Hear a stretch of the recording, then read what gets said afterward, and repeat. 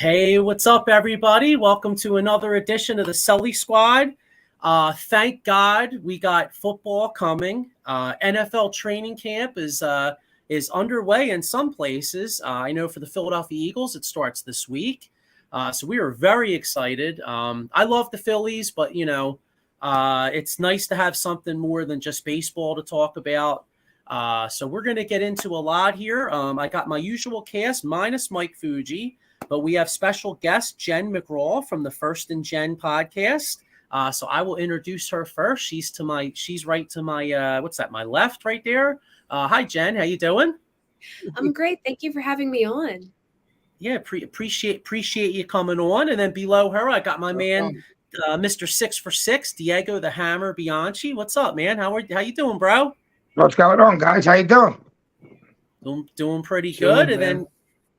And then right below me, I got my man Sean Kilrain. What's up, Sean? How you doing, brother? Not much, man. How you guys doing today? I'm doing very good. Good. So doing pretty good, I mean, like I said, excited about football. A little tired, to be honest with you, and I'm kind of missing my energy, man, because Fuji's down at the Phillies, and he usually brings the energy. So we gotta make it up for him. You know what I mean? We got to what's that saying? Next man up. You know what I mean? So we got to bring the heat here. So we got training camp to get into.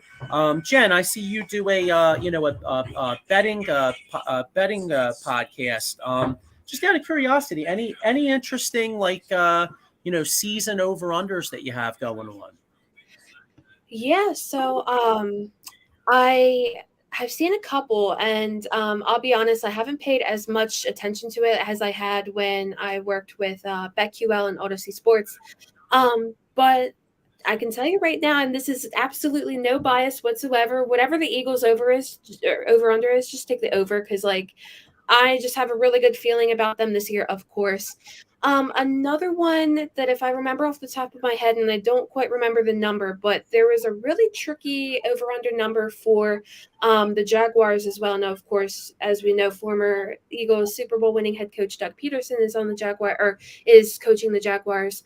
And I believe there was a little bit of not controversy, but there was a little bit of controversy surrounding the over-under for that game or for that team. And I'm feeling good about the Jaguars as well this year. So Eagles, Jaguars, what do they have in common? Of course, Doug Peterson being able to create really high energy electric offenses. So I'm really confident, about 99% actually. I'm like 99% confident in the overs for both of those teams, like off the top of my head. Okay. Are there any bets specifically throughout the whole entire league that you're looking forward to betting the most and hammering the most? Yeah, so I've actually on my website, I just got done breaking down all of the NFL divisions, and each of those breakdowns, something different that I did this year was finding the best bets. And I usually like to use BetMGM, so that's kind of where a lot of my numbers come from. But I can start, of course, with the NFC East, which is one of the ones that I was paying a lot of attention to, and I can break down some of them. First and foremost, we know the Eagles are going to win the division again this year. I think they're just too on fire, and I think they're going to take advantage of some of the other weaknesses that we've seen this offseason with the Commanders, the Giants, and the Cowboys. So I really honestly would not even bet the Eagles to win first in the division. I think it's like minus money right now. But what I would bet is the Cowboys to be in second place. I think that they're going to be the stronger team next up in line over the Giants and the Commanders. And at the time when I found this bet, you could get it at plus 130. I'm not sure if that number is still there, but I thought that was a pretty good bet for betting them to be in the second place. Even though I don't think that you should bet the Eagles to be the division winner, I do like their number as conference winner. Fingers crossed, is if everything goes as well as planned, that the Eagles take the first seed again. So for them to be the conference winner, it'd be plus 260. And then for some reason, I also had Eagles first seed on there at plus 325. No explanation needed. And then defensive rookie of the year, I found kind of interesting because I wanted to play around with the numbers and get another bet on my NFC breakdown. So for defensive rookie of the year, I have Jalen Carter at plus 600. I think the news, hopefully, of everything that went on with his past is kind of blowing over, and he's finally able to settle in and focus and be calm in the league, and really go out and ball out and have a great season. But like I said, you could find literally all of the divisions on my website, which is the same name as my blog, or as my podcast, excuse me. Long day, tired as well. But those are some of my other bets now. Yeah, like I said, those are some of the bets I had for the NFC East. But, kind of to give you one more that's not NFC East related, going over to the NFC West, this is the last breakdown, that I did. I have the 49ers winning the division, again, for obvious reasons, at minus 165. But if you don't like that, then you could obviously do, I've been really interested, not to go off on a side tangent, but ever since doing these breakdowns, I've kind of been really interested in dual forecasts. So if you're not too confident in like one team winning the division over another, like let's say, it's a close-knit division, kind of like the NFC East, I have dual forecast 49ers and Seahawks at minus 375. Kind of for the same reason, I feel like the 49ers and Seahawks are going to be a lot stronger than the Rams and, of course, the Cardinals. Right. So those are kind of some of the bets that I like. I could go on all night about the bets that I like in each division, but I do like those the NFC plus the dual forecast in the NFC West. Yeah, I get.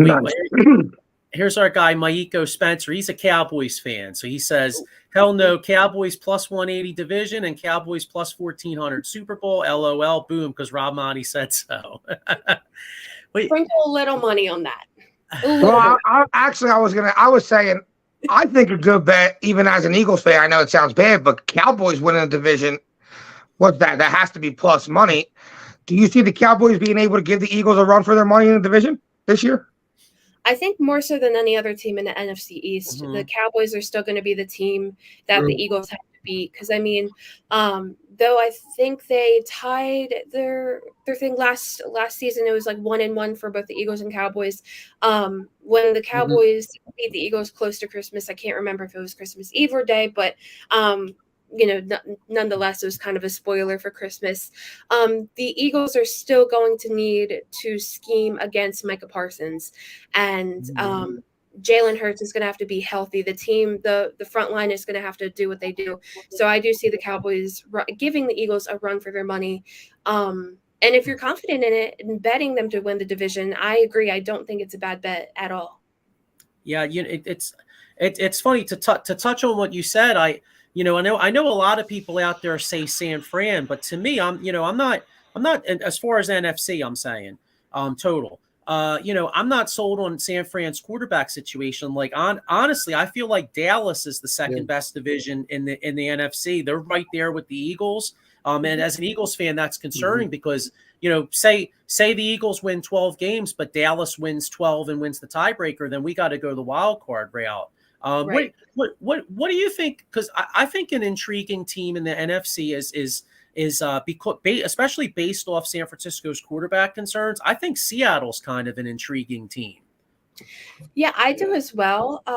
When I had broken down the Seahawks, of course, like I said on my website, they had kind of a quiet offseason, but they did have a really good draft, and I think that based off of last year's kind of sort of struggles, I think they overcome that.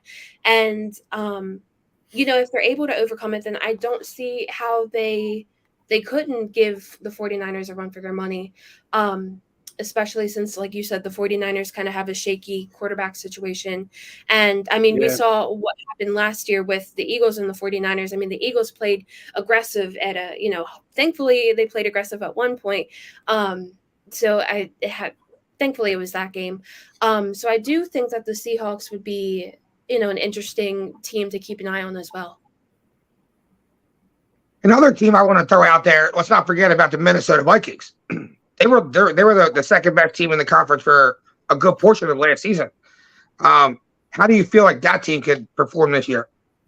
Yeah, I think that's a team that has been really slept on because a lot of people are looking at, the Eagles and 49ers and like that's it, and then the NFC is wide open. But that's not necessarily the case. Of course, like we talked about, the Seahawks could be interesting. The Cowboys are definitely going to be interesting. But the Vikings still also made it to the playoffs last year, and they still have Justin Jefferson. They brought in, or they drafted Jordan Addison. Excuse me again. Yes. So they're going to have a really awesome offensive line. So I don't know why people are sleeping on them. I think that they're going to definitely make some noise this year. Yeah, I don't know if you happen to see it, but that Netflix documentary, quarterbacks, like gave me a whole new appreciation for Kirk Cousins, like or Kirk. Absolutely. I always call him Kurt. It's Kirk. I always say Kurt, but it's Kirk. Yeah, Captain Kirk. But yeah, he. I mean, I know he gets a bad rap as far as like not performing in primetime games at times like that, but you like to touch on what Diego said. I mean, last year they were second in the they finished third in the conference, but they were second in conference most of the year, and like they were pulling those games out like last second, and a lot of times it was Kirk Cousins making a lot of those plays, and Justin Jefferson being able to catch anything. Well. Right. That's true. Yeah, exactly. I mean, I got to give credit to Justin Jefferson, but still, like, when you watch the quarterback show, I mean, he's in there like he got crushed. I mean, he was getting like manhandled, that dude. Yeah, he was in a lot of games. He was, man, especially his ribs. That one episode. I mean, when you play quarterback, you take a beating, but like you said, not like that though. Kirk Cousins gets beat down. You take a beating, Kirk Cousins gets beat down. Yeah, his best friend's that ice bath.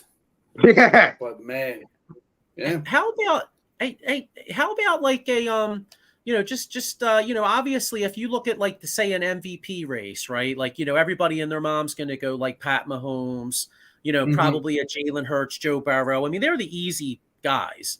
I don't know if you've had a chance to look at it, so I don't want to like put you on the spot, but like, do you think there's a dark horse? Maybe, I don't know. And if you said this, I apologize, but maybe like a Trevor Lawrence, you know what I mean? Like somebody that's a dark horse, like MVP type candidate that could kind of come up from nowhere kind of. Yeah, I haven't had a chance really to look, and that's because I try not to get too far ahead of myself, even though I just like you guys, I am ready for yeah, it is early. My personality coming back. But if I had to say, like, honestly, just going with my gut, if I had to pick a person to be, or a couple people that could be in the MVP race, I don't quite know. Now, obviously things could change, of course, like who really expected the Eagles and 49ers to face off in the Super Bowl this year? You had to have had like super psychic abilities to be able to predict that, like with every season, because we could go out and say like, the Eagles are going to have a kick-ass season and then go out and have a Super Bowl hangover, fingers crossed, hopefully not. Right. But when it comes to the MVP race, I still think it's probably either going to be Mahomes or a Joe Burrow or something like that along those lines. But you never really know. I mean, though those are the favorites on, like your favorite sports book that you use, that doesn't always mean that might happen. And who knows, you might pick a guy that's like 20-1 or whatever, and you end up cashing it and you end up winning because like he just came out and he had like a fire season. So honestly, I'm not quite sure yet. If you had to ask me for a pick, I just, again, gut feeling, not sure why, I'm kind of feeling like Joe Burrow might have an exciting year for being an MVP candidate, but you never really know until it's like around playoff time. Then you're kind of starting to get an idea. Yeah, that's true. Let's keep it real. I mean, you could give it to Mahomes like every year, pretty much. It's kind of like the NBA back in the day with Jordan. Like, if the NBA wanted to, Jordan could have won it every year. But then there were other years that gave it to Karl Malone, and then Jordan's like went out there and took it out on him. You know what I mean? So, Sean, you had a question, didn't you? Any other dark horse teams or defensive players you think that'll come out and play stellar ball this season? So this might kind of be a hot take, but when I was doing my AFC North breakdown, I was just kind of looking at the numbers, and I was kind of looking at how every team, or I meant, if I said AFC North, I meant NFC North.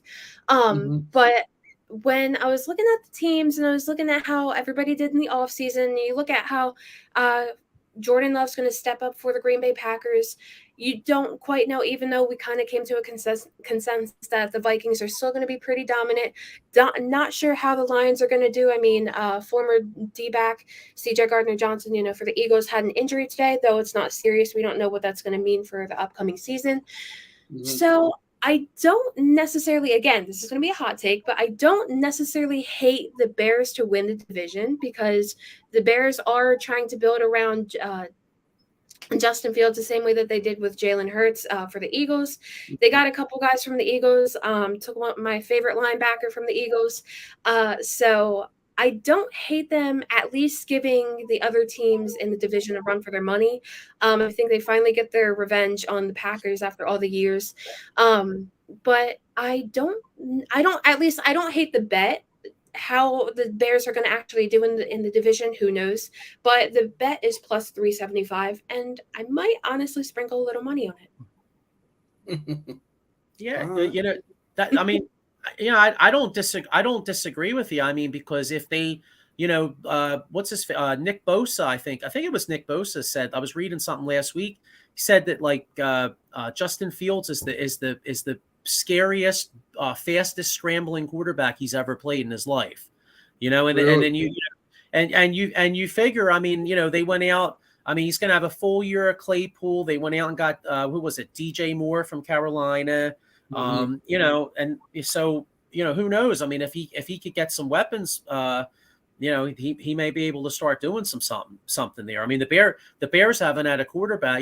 I always say the Bears and quarterbacks is like the Flyers. Bears haven't had a quarterback in like forever. So right. If I'm a Bears fan, I'm finally excited about maybe possibly having the answer here.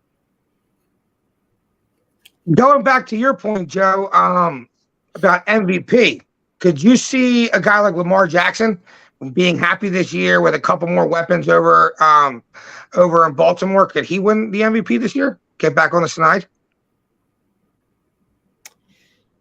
That's a really interesting point. I mean, you bring in Odell Beckham Jr.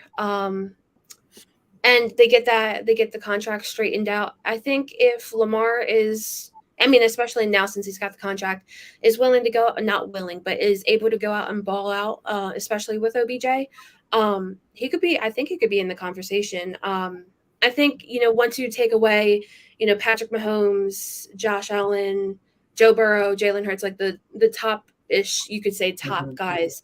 Lamar Jackson has like the next rose down and then the next best odds. So I don't see why not. Is he going to have a challenging competition to prove his candidacy for MVP? Definitely, but I mean, so do all the other 31 quarterbacks in the NFL. So I don't hate it. I don't hate that, and it's something to definitely keep your eye on. Well, we all know he's going to rush for like 800, 900 yards. So he's going to put up their running back numbers. He's going to get his touchdowns. If his wide receivers can help him out, that could be a good pick for MVP preseason. You know what I mean? Yeah. I know, Diego. Being that we're in the same league, I shouldn't give this away, but I'm kind of thinking Lamar in fantasy is kind of looking pretty good this year. It might be kind of under, maybe a little under the radar type John. You know what I mean? Yeah. Like everybody kind of grabs Mahomes, Josh Allen, all these other guys, and then people are kind of sour to Lamar Jackson. Meanwhile, he comes in and, like you said, he rushes for like 900 yards, rushes for 8 to 10 TDs and throws another 20 to 25. I'll sit back and I'll draft Deshaun Watson. That's interesting. Is Deshaun Watson better this year? Because now he got that he's back. He got back in the NFL. He got that year of playing underneath him. How do you think he bounces back this year? You think he gets back to the play that he had before he got suspended for the year? I would hope so. I think you take away the struggles that they had last year, of course, with the quarterback switch up. And of course, like you said, with Watson coming in, it obviously proved a little struggle, which is normal for when you have a new coach, a new quarterback, and that duo, that dynamic trying to work itself out. As long as Watson is able to step up, I think pretty much every other piece of the Browns kind of fits for them to be able to at least contend for the playoffs, like a deep playoff run. I'm not sold on Super Bowl. Like, you could have me saying Bengals, Bills, or Chiefs for Super Bowl next year. So I'm not quite sold on the Browns yet, but I do think that they, as long as Watson's able to step up, they acquired Dalvin Tomlinson, had a D-line focused draft to really be able to contend with the rest of the AFC North and the AFC at large. I think that they, like I said, might be able to make a playoff run. Okay. You know what's funny? Just hearing all those quarterbacks you're talking about and how many of them are in the AFC. I mean, you look at it makes you feel good. Yeah, I was about to say it reminds this old head of the late 80s, early 90s when the Bills were in the AFC and the Eagles and had to contend with like the 49ers and the Giants and the Redskins, and the NFC was the powerhouse. You know what I mean? It's really amazing. I mean, all the quarterbacks are in the AFC, and you know what got me? What do you like? This really surprised me, but I don't know if you happen to see that they in the top 50 players, the Jalen Hurts, it was like second in MVP, but he's not even in the top 50 players of the league. I thought that was really surprising. Yeah, that is surprising. I actually haven't checked that out yet, but this could be a personal vendetta that I'm bringing out first, and nothing professional. I mean, very little professional here, but it kind of almost feels like the Eagles have to prove himself year after year. And we see that with people on WIP talking about like, oh, I'm not sold on Nick Sirianni yet. I'm not sold on Jalen Hurts yet. And we've had this conversation for like at least 2 seasons now. The dude has made Jalen Hurts has made the playoffs one year, came back, made the playoffs, went to the Super Bowl the next year. I don't know what else he's got to prove himself. I don't know. Same with Sirianni. So it's just kind of interesting to see why things are the way that they are when it comes to the Eagles. Like I had also seen, I think it was on PFF, that one NFL exec thought that Lane Johnson was like overrated or something.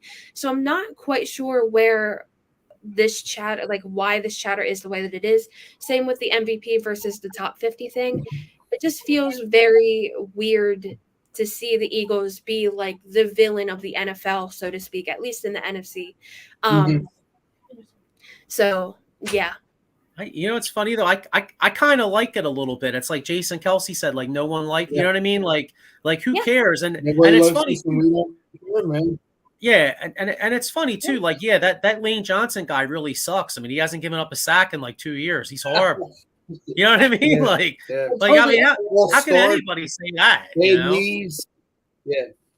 I love the critic, man. But I think just the team itself, like me, you, and Diego said, we feed off the negativity. Like, Hurts isn't good, and what does he do? He just goes, practices butt off, works on his mechanics, and the rest is history. I mean, I think that's what he's going to do this season coming up too, with a couple key acquisitions via rookie and veterans. So I'm looking forward to it. And what do you guys think about the competition? What do you want to see come training camp time? Like competition. I'd like to see a linebacker competition. What do you guys think? Yeah, I mean, linebacker, running back, safety. Safety. Yeah. Okay. Yeah. To me, that's the most intriguing one because I'm not sold on anyone in playing at that position for the Eagles. Like Blankenship, nice player. I still got to see more out of him. Undrafted guy. I feel like he still has something to prove. And all the other guys, I feel like they're just not proven safety. So I really like to see what's the guy, Sidney Brown, that we drafted. They say he's super explosive, playmaker back there. If he looks better than the older guys in camp, he's my starter. I'm not worried about knowing the system or if the rookie's the best athlete out there, and he's going to be able to make some game-changing plays the way CJ did, because that's really what I'm worried about. This defense really fed off CJ last year. He came up with big picks in big places, and they were game-changing plays where I don't see a player on this defense that's going to fill that shoe. You know, I know the defensive line is going to be good. I know the corner is going to be good, but where's that guy that gets to be out there and make them impactful plays that CJ made? So maybe this kid, Sidney Brown, with his explosiveness, his athleticism that they talk about, can beat the guys out in camp and get that start. Yeah, absolutely. Mike Laura with a comment here. He says safety's his biggest concern, and I'll tell you one that's my concern because Jen brought up us losing him to the Bears, losing T.J. Edwards and losing Kaiser White. To me, is a concern because we had really good linebacker play last year for the first time in a really long time. And, you know, I know they're talking up the kid from Georgia, Nakobe Dean, and they went out and signed Morrow. But, you know, both those guys are small. And you know, you saw in the Super Bowl, I mean, the Eagles, you know, Kansas City ran, you know, it really wasn't Kansas City's passing game that beat us. It was the running game. We couldn't stop the run. And I'm a little concerned about that. Like I'd like to see Sean, I'd like to see your boy Christian Ellis, since he's about 240. I'd like to see him. Yeah. Right. See, you know, I'm a little less concerned about the linebacker position than most people because our corners haven't changed. You know what I mean? So that's one-on-one on each side. We don't have to worry about helping at all. We don't need the linebacker cheating over to the right. We don't need the linebacker cheating over to the left. What made TJ Edwards so good last year, in my opinion, was that he didn't have to worry about anything behind him. CJ came up and made the big plays behind him. The other safety came up and made big plays behind him. All he had to do was really tackle, you know, and make sure that running back didn't get let loose. So that, to me, I think Dean and whoever else, Morrow, Ellis, any of these guys, their job will be just as easy this year as TJ Edwards was last year. Like, when I look at TJ Edwards as a player, nothing flashes off the screen. He's not a superstar. You know, he's not the fastest. He's not the biggest. He don't jump the highest. I feel like him last year was a lot of the product around him. You know, so to me, linebacker concerns me a little bit less than, like I said, safety. Hey, I guess we'll soon see, and it's all going to start this week, right? So we'll start reading the reports from training camp, and then when is the first preseason games? What, in 2 weeks? Yes. You know what's funny? Yeah, I don't. You know what's funny? It's one of those things where I don't know if you guys feel the same way, but like every year training camp comes and you go, training camp's here, yes. And then you watch the first preseason game, you're like, all right, I'm going to watch some of that. And then like about a half hour in here, like you're into it, you're like, all right, this is boring. When's the regular season? Well, dude, preseason means absolutely nothing anymore. I know. You know, it's really just like cut to the chase, and get to the season, because in reality, like 90% of your roster, you know, or like at least your starting roster, you know what it's going to be. So really, it's like two battles, you know, a safety position and linebackers. And by the time it gets to the third quarter, there ain't nothing to watch. Oh, I know. They're battling for special team positions. Right. Well, now they practically eliminated the kickoff. So like, I don't even know how guys are even going to make it in specialty unless somehow they look great covering a kick in the training camp. You know, it's not. Wait, what do you mean they eliminated the kickoff? Well, I mean, by moving it up.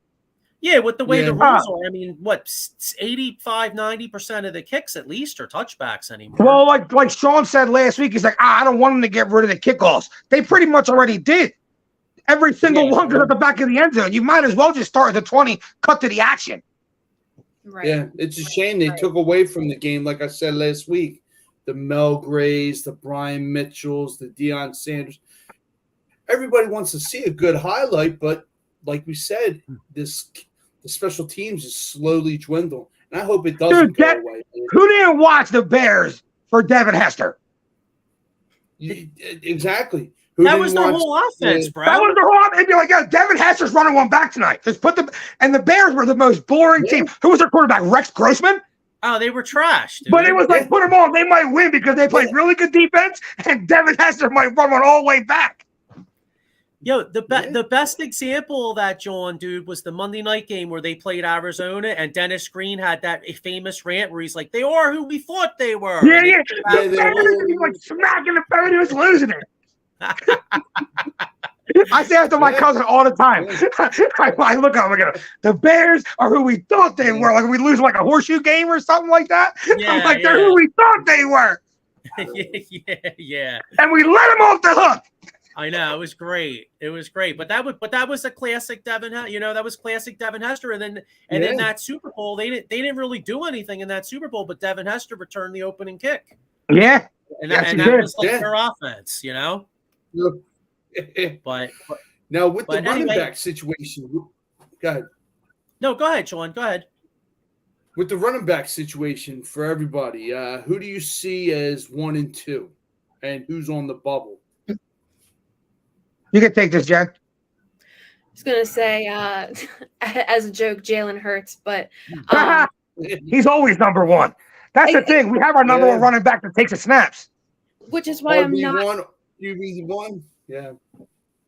I'm not totally concerned. I'm not totally concerned with running back position for the Eagles because I mean, like Mike had mentioned in the comments, we got Rashad Penny. Anyway, he's not getting traded. I don't think he's getting traded. Yeah. I feel like he wouldn't because I mean we lose Miles Sanders. I mean of course we have a couple other good backup options, but if Rashad Penny, for whatever reason stays on the team or is traded, whatever, but if he stays on the team, obviously, he's going to ball out. I'm really not concerned with the Eagles running back. I'm not even concerned really with the Eagles offense. More of my concern, and kind of what you guys touched on, was the linebackers and the safeties and kind of that defensive side of things, especially since Jonathan Gannon, of course, name will never be spoken out of my mouth again, is on the Arizona Cardinals. Or coaching the Cardinals, but I want to see how the Eagles defense is able to do this year with a new coordinator and some moved around pieces. What running back do you think will be 1 and 2 on the depth chart, though? I want to say, I don't honestly. That's a really good question. I'm not quite sure yet. But I do want to say that I feel like Rashad Penny gets somewhere close to either 1 or 2, is either one of those 2 positions. Wow. But I'm not quite sure about the other. Yeah, so the answer, what I think is it'd be our number 1 running back is Jalen Hurts, DeAndre Swift, Penny, Gainwell will get sprinkled in there in like third down situations, early situations, but I think Penny's our goal line guy. Or at least like inside the 40. Absolutely. We see when Penny's healthy. Like when you get on the other side of that opponent's field, he can break 1 tackle and get in that end zone and make some pretty big plays. Now he's not running the whole field. He is a little big, but he can break 1 tackle inside the 50 and take that to the house. And if I remember, sorry, go on. No, I'm sorry. Go ahead. No, you're okay. I was going to say, if I remember, not this past season, but I believe the season before, whenever the last time the Eagles played the Lions, one of their biggest issues was DeAndre Swift, and now DeAndre Swift is on the team. So there you go, taking care of business with one of the biggest, at least in with the Eagles and Lions history, somebody who really was being able to be that critical piece of the Lions' success. Now, of course, on the Eagles, but that's fine. Yeah. All these running backs in the league are crying about not getting paid. But if you look around the league, why would we need a star running back? We have the guy who can pretty much do it all in DeAndre Swift. We have the power back in Rashad Penny, and then we have Gainwell who can kind of do both.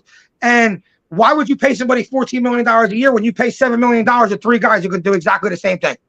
Right. That's why they let Sanders go. You hit it right on the head. And we have Boston Scott, who we could beat the Giants twice with. Yeah, right? Exactly. What? Boston Scott could chill all year, and then they go, it's Giants week, and they're like, all right, y'all can chill. It's Boston Scott week, I don't know about you guys, but I think DeAndre Swift, if he stays healthy, is a better running back than Miles Sanders that we got for $1.2 million on a year. I do too. He's definitely a better receiver. I mean, receiving wise, like if you look at it, and that's the thing too. Like you said, this Eagles backfield has such a great combination because you have you got Swift who can catch the ball out of the backfield and run. You got Gainwell who could do the same thing. Then you got Boston Scott, who can kind of do the same thing. And then you got Penny as a power back. And if Penny and Mike Lauro had mentioned Trey Sermon. Now, first off, Penny won't get traded because the bottom line is Penny's either going to ball out here or he's going to get hurt. So it's going to be one or the two. Because if Penny's looking good, they're not going to trade him, and nobody's going to trade for a guy that's hurt all the time. So either way, it's going to be one or the other. But if Penny does get hurt, I heard I forget. I was listening to the station that Fuji got me turned on. Was it 97.3? They always have the Eagles hour. And and I think it was John McMullen was saying that even though he didn't get any playing time, they really do like Trey Sermon. So it'll be interesting to see what he does in training camp, if he shows anything, because maybe he would, maybe he would make the team if Penny is a little dinged up. Keep that question mark next to Trey Sermon, because I feel like you heard his name for the last 3 years, and he ain't living up to it. No, I agree. I'm not saying I think it, but I mean, but that's what the Eagles write. The Eagles writers were saying that the coaching staff seems to like him, which I mean, Nick Sirianni likes him. I heard Nick Sirianni say in a press conference that he really likes what he's seen out of Trey or something like that. Right, but then like, I mean, I know the backs were pretty good last year, but I mean, couldn't they have used the big back last year though? We didn't even have a big. Like I would have thought if they really liked him, he would have got like some. So that's how I feel. I feel like if they really liked him, then they wouldn't have signed DeAndre Swift and Penny. If they really thought he was that kind of guy, I think he'd be that kind of guy then. Yeah, Stacy Northrup. You could check her out. They do a show. They do a show called the Big Blue Power Hour. So she's like, I had to bring up the Boston Scott. Giants fans got to be feeling it. They might not sign Barkley. He might not show up, and they just gave Daniel Jones a long-term contract. Daniel Jones. Come on, that dude's a bum. I hear you, man. But hey, you know what? Hey, it's exciting times. We got a lot more football to talk about in the coming weeks. Jenn, I just really want to thank you for your time. I appreciate you hopping on with us. And we already kind of have seen it, but if you want to tell everybody where they could check all your stuff out. Yeah. First and foremost, thank you so much for having me on. It was a blast. And like I said, mid talking, I feel like my personality is coming back. Being able to talk football every week and like not get tired of it is incredible. But you can follow me. My social handle is under my name on the screen. It's at Jennifer McGraw _ on like all social media. And then from there, that's where I usually do most of the tweeting out of like my articles on my website. My podcast as well. I'm in a handful of different things right now as the season comes up, working with the Hamilton Gazette over in Hamilton, New Jersey, doing some news reporting for them. Nothing necessarily sports, but definitely something to check out. I actually just did a piece on this wrestling event that they had yesterday, which was absolutely insane, and it was just a total blast. So I got some work that's coming out there. And yeah, mostly just my website and podcast for now until, things start moving up and I get involved in other projects. But like I said, it all begins with following me on at Jennifer McGraw _ on Twitter, Instagram, Threads, whatever, all that good stuff. Actually, I'm not even really on Threads anymore, but just in case. Yeah, it's all good. In case you get out there, put that joint out there. You know what I mean? Threads was like a 1 week thing. I feel like I heard it for like that 1 week. I got it, and then I haven't been on it since. Yeah, same here. What is it? Right. Hey. All right. Hey, Jenn. Thanks a lot, and we'll talk to you soon. Thank you. All right. Have a good night, Jenn. See ya. Take care. Bye-bye. Bye. Bye. Oh, that was fun. I'm so talking about betting, baby. That felt good. I know, right? Tell me about it, dude. I'm taking you over. Definitely. You know what? That really gets me back into it, bro. Like it's one thing. I mean, of course, training camp. You know what I mean? Like, hey, I'm happy training camp's here, but let's keep it real, man. I like talking about the bets, bro. You know what I'm saying? That's you already got some bets down for week 1. You're really ready. Oh, I know. Well, I always do. All right. So here's what I do. I wouldn't exactly say it's a bet. Let's keep it real. It's like playing, it's a chance, it's like a miracle. It's like playing the Powerball. Sean, did I ever tell you what I do usually at the start of the year? No, so go ahead. All right, so one week we always played a football pool at Advanced Micro, and there was 1 week, dude, I hit like 14 games 14 straight games, right? What? Well, I won like $200 because that was the pot. So every year the start of the season, just for shits and giggles, I'll put like $10 on, and I'll do like a super parlay where I'll pick like every game. Now, dude, I recognize the odds of you winning this are extremely slim, and to put it in perspective how slim they are, for the $10 you could win like $300,000. But why not try it? You know what I mean? For $10, dude, you can't win it if you don't try it, Joe. Yeah, that's right, bro. You ever hear people go, "Man, I wish I could play the lottery"? Them motherfuckers don't play the lottery. Bro, you gotta play to win. God rest my dad's soul. You gotta play to win. I wish I could play the lottery. Never fucking pick some numbers ever. I know, right? You got no chance, bro. Here's our man. What up, Pat? Hey, what's up, Pat? How you doing? Thanks for checking us out. And you could pretty much check Pat out like everywhere on Edge of Philly Sports. I mean, my man covers the Union. He covers the Wings. He does PM in the AM on Sundays. He does the wrestling show. Yeah, he's all over the place. Tickets right down at Citizens Bank Park right now. So he scalps tickets. I know. He's selling T-shirts, maybe some pretzels. Go check Pat out. My man does it all. And one thing about Pat always brings the energy, and you can count on Pat. Like, remember last year when the Eagles played the Giants? I think he was the only one. Now, he's a diehard Eagles fan, so I'm not ripping him there. But I think he's like the only guy in Philadelphia when like he did the show, and I think instead of wearing the Eagles jersey, I think he had like a blue shirt on. Weren't you breaking his balls, Sean, or something? Or was it the Niners with the red shirt? Yeah, no, it was the Giants colors, and he was at a nice bar in Delco. They probably left him there. Poor Mike Lauro and Al were down there, probably saying, "What the hell is this dude doing?" Like, really? I know. Mike put up a picture of him in a with Pat in a San Francisco 49ers jersey, right for the conference finals. Oh, that's funny. You're a little kid, you know, but you should be in Eagle Green. But when you're a little kid, your parents are going to buy you or get you whatever the hell it is. You know what I mean? And poor Pat got shafted 2 times, 49ers and Giants. So Mike Lauro says he swallows hot dogs whole, and then Pat says, "Appreciate the love, fellas." We'll keep that for your show with the hot dogs. Here's Mike Marinon. How about Gardner? Gardner getting hurt at training camp after he's saying he hates the Eagles. Coincidence? I think not. You know what they say, That's Mike? karma. Karma's a bitch. I think not.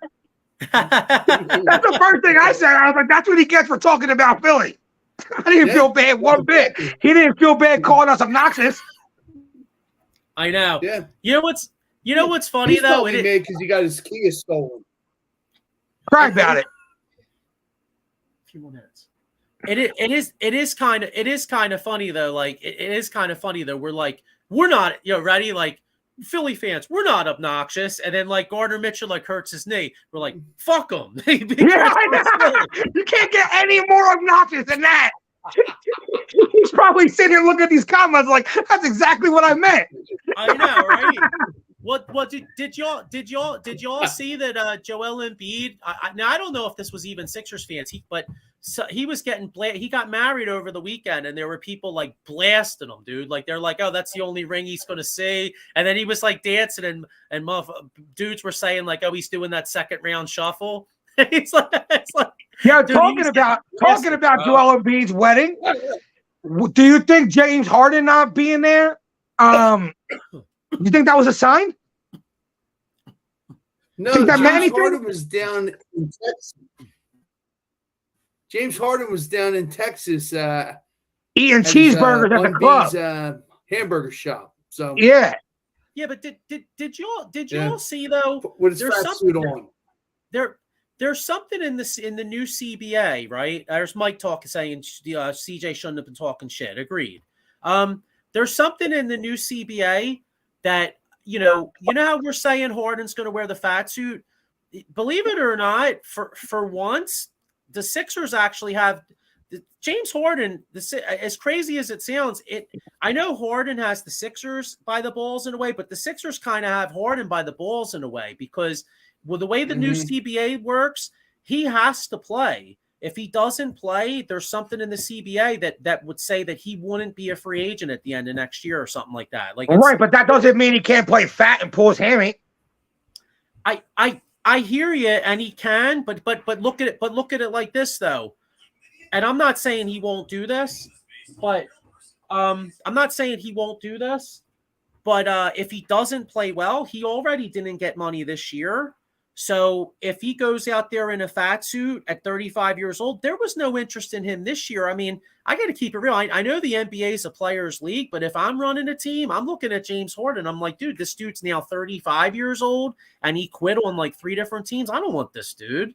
No, honestly, I agree with that, Joe. I feel like Sixers have leverage here a little bit. Sixers got some leverage here because you got to show up and you got to ball out if you want to get paid. If you look less than what you looked last year, say you want to go to the Clippers, then you're going to the Clippers on the cheap.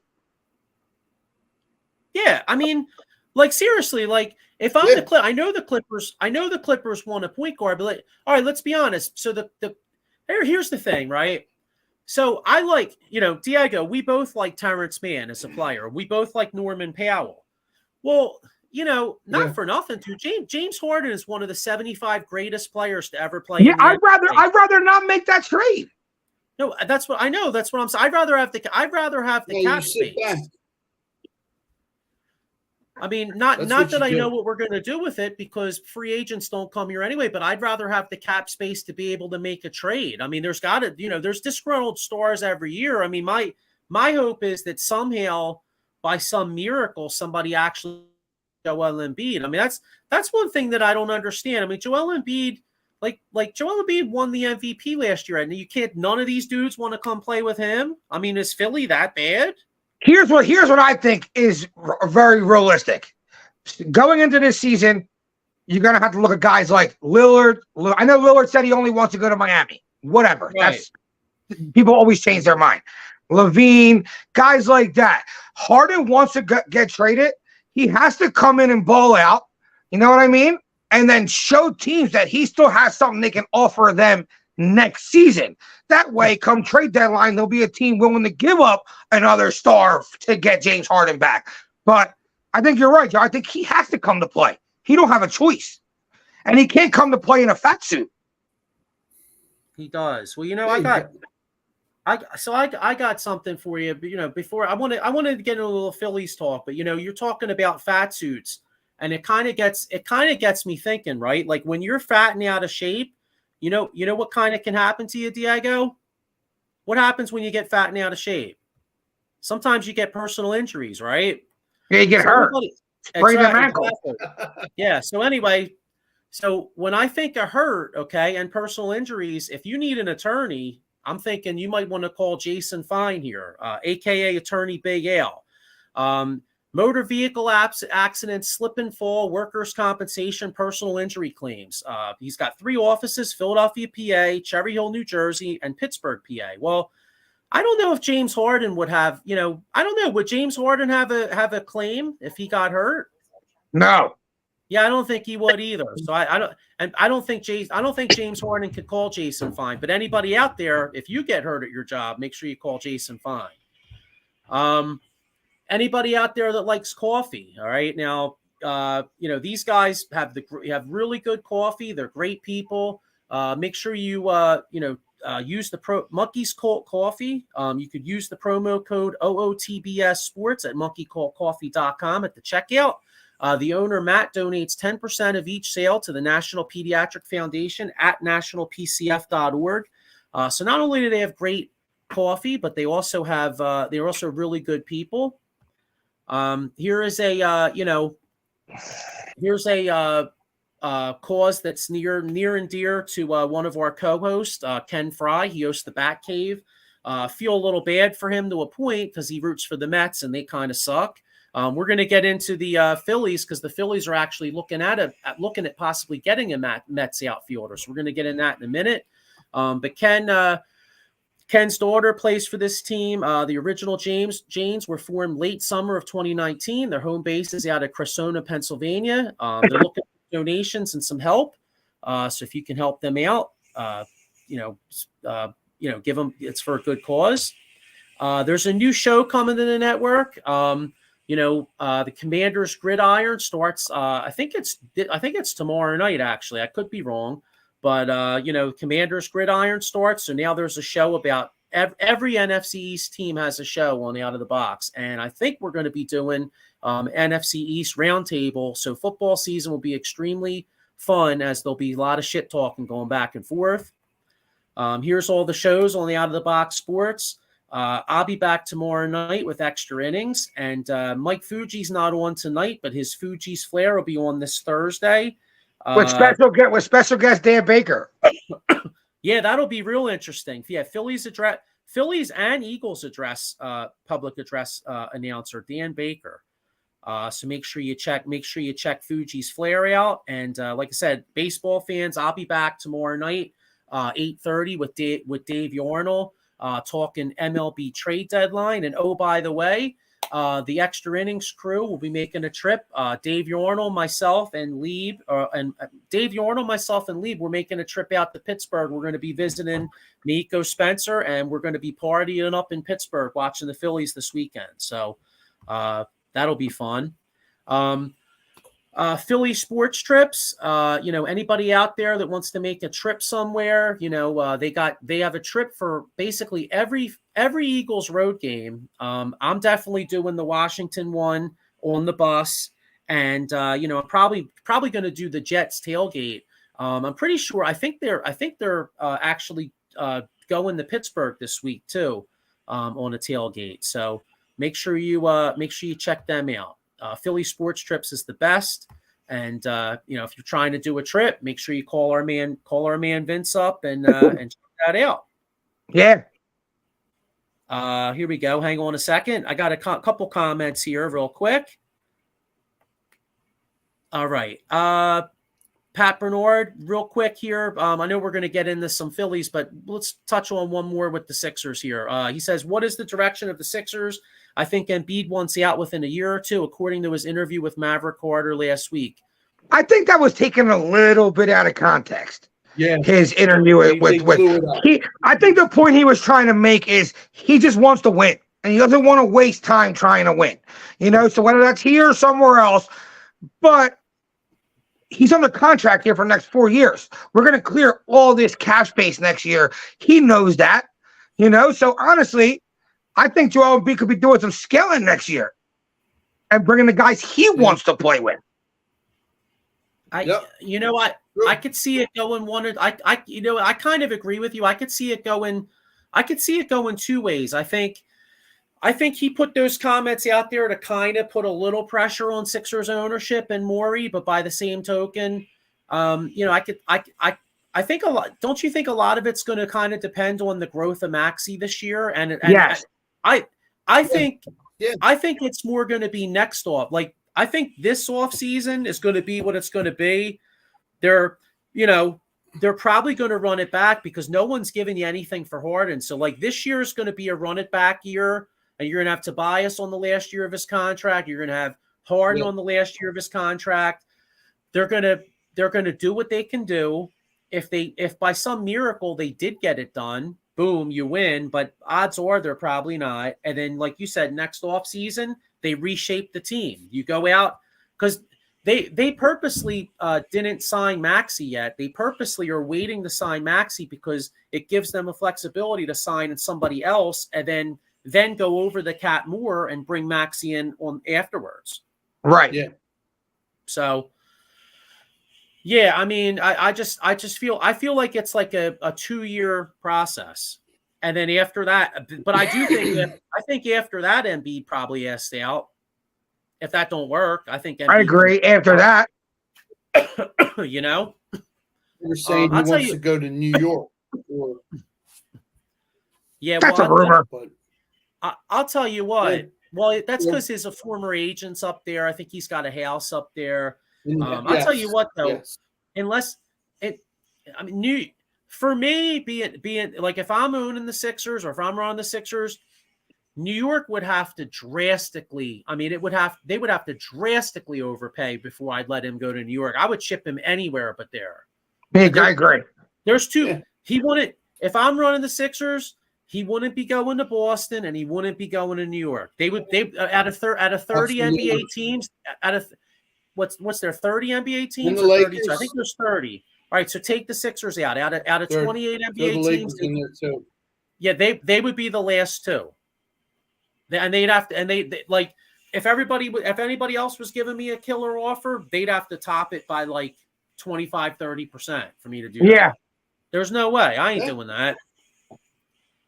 Yeah. So, but anyway, hey, the Sixers are depressing. Let's get into some Phillies real quick here. They lost. They kind of it's kind of weird. Remember, I think last week we were all really high on, but this time last weweek we were really high on the Phillies. Yeah. I think we kind of predicted them to have a winning record, like 5-0, 5-1, 6-0. I said 6. Well, they went.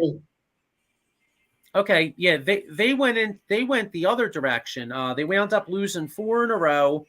They lost 2 or 3 to Cleveland. Now you got the first place Baltimore Orioles coming to town. The Orioles are like red hot. They just took 3 or 4 in Tampa. So what's your guys' thoughts on the Phillies past week, the offensive struggles, and how do you feel that they're going to do the next 6? 3 with Baltimore here, 3 in Pittsburgh, and do you see any moves at the deadline? I was reading something about this guy Tommy Pham from the Mets, a right-handed hitting outfielder. What do you guys, Diego? What do you think? How do you think they do this week? And does Dombrowski bring in some hitting because the lineup's kind of struggling? I think they have a better week. I think they have a better week this week. Rob Thompson pisses me off. I agree. What's he play? He plays around too much.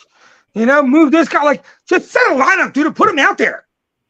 And do it over and over again. What the fuck are you doing? Today, Bryce Harper just showed you he can play first base. So put Cave there? Come on, dude. We need to win games. Well, they don't want to play Harper every day. He even said it himself. I get it. We get mad about it. So it's baseball, dude. I'm so tired of hearing these guys don't want to play baseball. Like, what are you gonna get hurt? You're standing at a base all night. You might have 8 to 12 balls come at you per night. So tired of hearing about that. Like, set your lineup, get your lineup right, and put them out there. This dude's always changing things.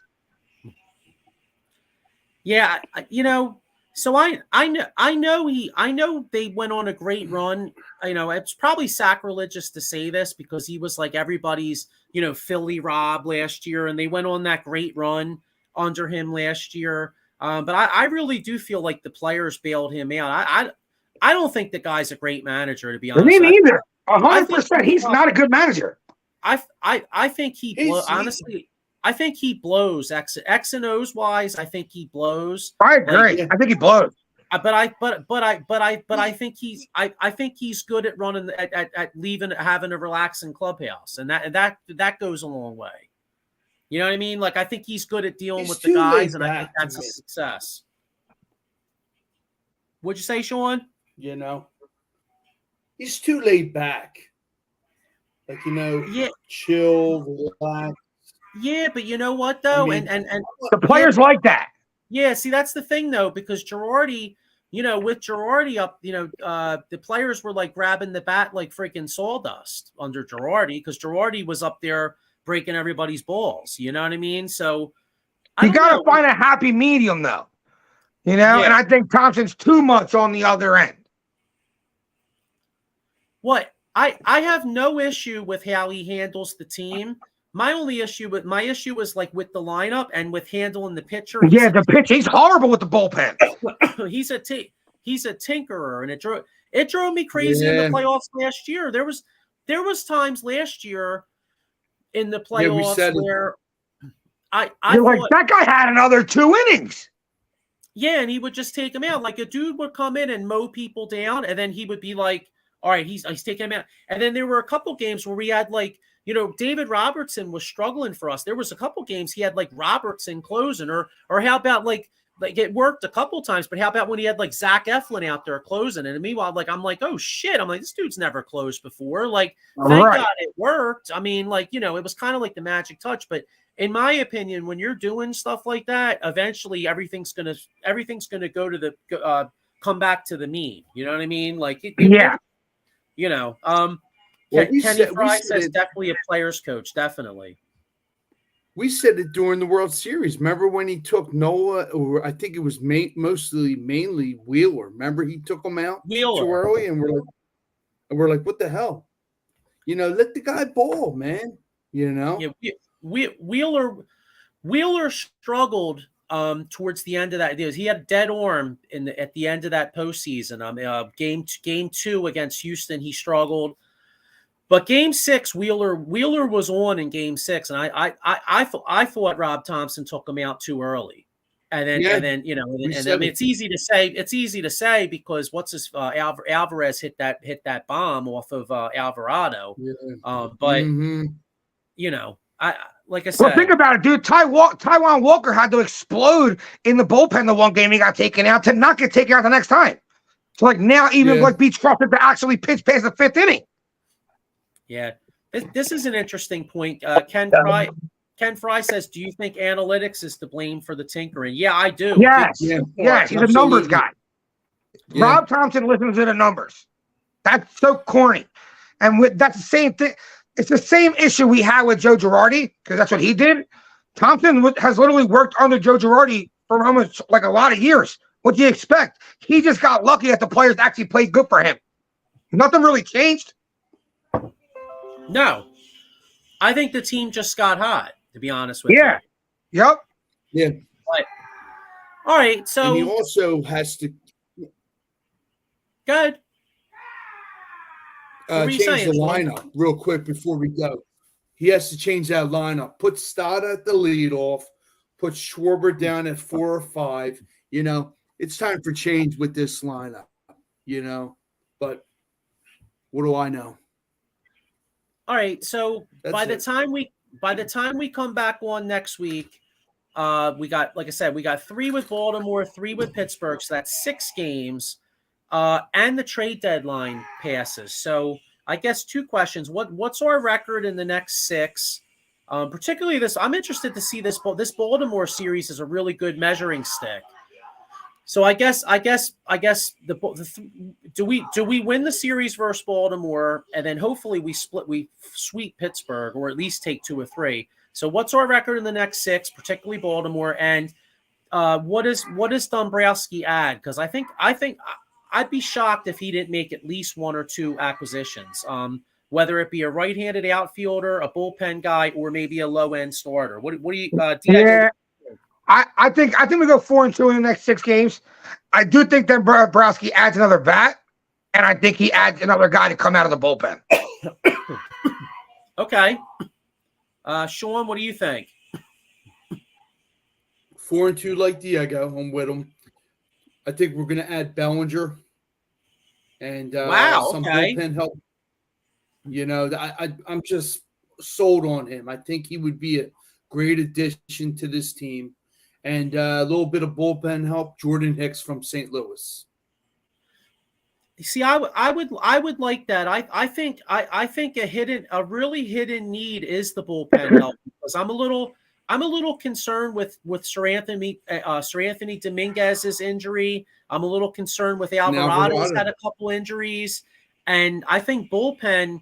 I mean, it's easy to say starter, right? I mean, would I love to add like a Dylan Cease, or would I love to add like a Blake Snell? I mean, yeah, of course. You know what I'm saying? Or a Marcus Stroman. I mean, of course I would, right? But the bottom line is, though, the Phillies, if they Nola, by the way, and you know I'm not a huge Nola guy, and he did give up 2 bombs yesterday. But I'll give Nola some props. His last 2 outings, he I've really been pretty good. I was going to say his last 2 outings, while he gave up the long ball, he battled. And if we could get Nola to go the way he did the last 2, that's a good sign. And the other good sign was even though we lost on Saturday night, Wheeler looked like Wheeler. Yeah, he did. If we could get Nola, if we could get the Nola we got the last 2 starts, if we could get the Wheeler we got from Saturday night. Now the guy we got to get going back is Suarez. Suarez has kind of started to struggle just a tad bit. But I think if we go into the playoffs with Nola, Wheeler, Wheeler 1, Nola, Suarez, and Walker, I feel like that's passable, where that could be good enough for us to win. I think the bullpen is where we need to add, and right-handed bat. I was asking Ken Fry, because Ken Fry does the Mets show, about the guy Tommy Pham, and he said he's been pretty productive all this year, so he may not be a bad acquisition. He says Phillies 4-2 in the next 6, but Pham I could see, or I said it last week when we had Farzetta on. I could see Andrew McCutchen. Bring Andrew. I'm on the bring McCutchen train back. I don't care who it is. Just get it back. Yeah, like Sean. I don't want Schwarber in left. Yeah. I hear you. Like Sean, I love your idea, Bellinger. I think Bellinger would be great. My only thing with Bellinger is that he's left-handed, so it's like, and I agree with you. I think he'd be a great acquisition, but I don't. You're real. If you get Bellinger, then all of a sudden, all your pop is from the left side. You got Schwarber, Harper, and who we bring in. I hear you, but that guy has a hell of a bat, and I believe over the weekend series he had 3 home runs, like Friday, Saturday, and Sunday. I mean, the stats don't lie, but I hear you though. It is a lot of left-handed bats, but I mean anything can happen. But let's get some change in here for the Phils. Yeah, now all right. So I got one too, right? So you know how the Phillies have, Painter's probably not going to pitch till 2025. Fortunately, he needs Tommy John surgery. Now they do have Mick Abel and they do have that kid McGarry in the minors. Now I thought it was McFarland. Well, there's another reliever I think named McFarland, but there's a guy Griff McGarry that's pitching in the minors, and so there's a guy from the White Sox named Dylan Cease who's a hell of a pitcher, and he signed for 2 more years. Now I'll tell you, I don't know if they would do it, but I would be tempted if I had to give up a Mick Abel. I'll tell you what, right now, if I had to give up a Mick Abel and a couple other minor leaguers, and I could add, because Dylan Cease is like a 1 or 2 starter. Let me tell you something. If you could find a way to add a Dylan Cease, he would be my ideal acquisition. That would be like getting Cliff Lee in 2009. Like all of a sudden, if you added Cease, he's like your one to Wheeler 1A. Then you got. Then you slot in like Nola, Suarez, Walker. In that case, maybe you go those 4, and then you have Suarez as kind of like the super sub, because Suarez has relief experience. So maybe you go Walker game 4, right? And then you have Suarez as kind of like the guy. Say Nola gives you 2 or 3 two really good innings, 3 really good innings. Then the second time around the lineup, he starts getting hit. You plug Suarez right in there. Yeah. You know what I mean? That might not be. I don't know if they would do it, but that's a move I would consider, and I would be considering Dylan if it would work. Like you said, Suarez does have that bullpen or whatever mid-relief experience, which people tend to forget. So it does make sense. I kind of like it. I'm on board with it. Anybody will help. You know what I'm saying? But I do like Cease. Hey, 10, 15 years from now, that would be a trivia question. Like who was on the mound when the Phillies clinched the National League pennant? And a lot of people probably wouldn't remember it was Suarez, because he wasn't a closer, but Suarez was the guy that got that final out, Yeah. Let's get ready. We'll get ready to wrap up here. Ken Fry with just one more comment. He says, "You guys need more left-handed pop. We'll send Vogel back." Yeah, right.